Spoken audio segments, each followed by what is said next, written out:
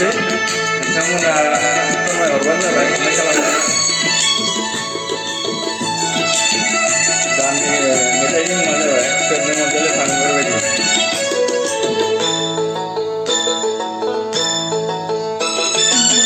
सोरनो मोनजाले आंनि बिबार बारबाय बबे गामिनि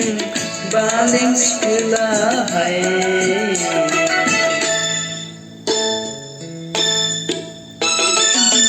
रायज्लायनाया नोंनि सना दाउ मैना बायदि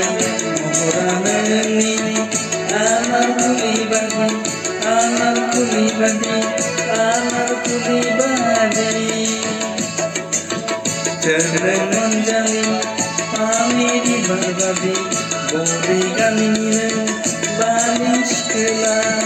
बालें सिखोला बालें सिखोला जोबहैलायबाय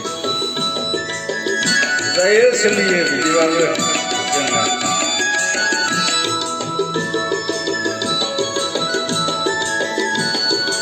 हेलौ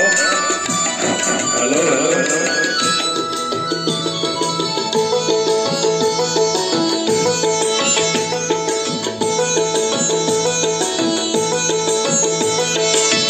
रायज्लायबा मिनिबायो नायोब्ला लाजिबायो रायज्लायबा मिनिबायो नायोब्ला लाजिबायो आसुरा बुङोना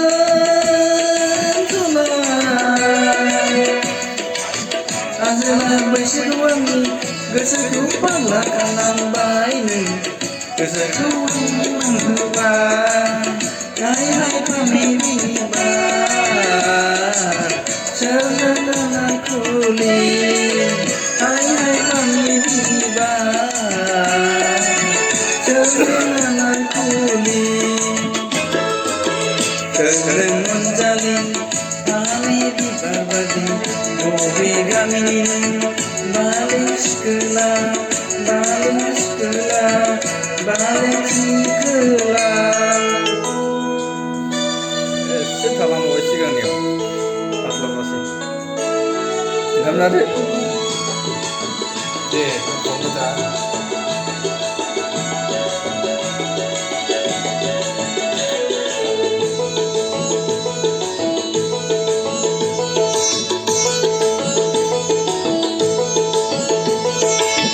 मोजां मोनबाया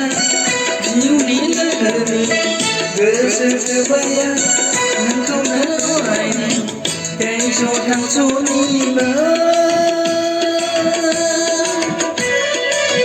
मुलुगनि गेजेराव नों बारसे गावदां बिबार आंनि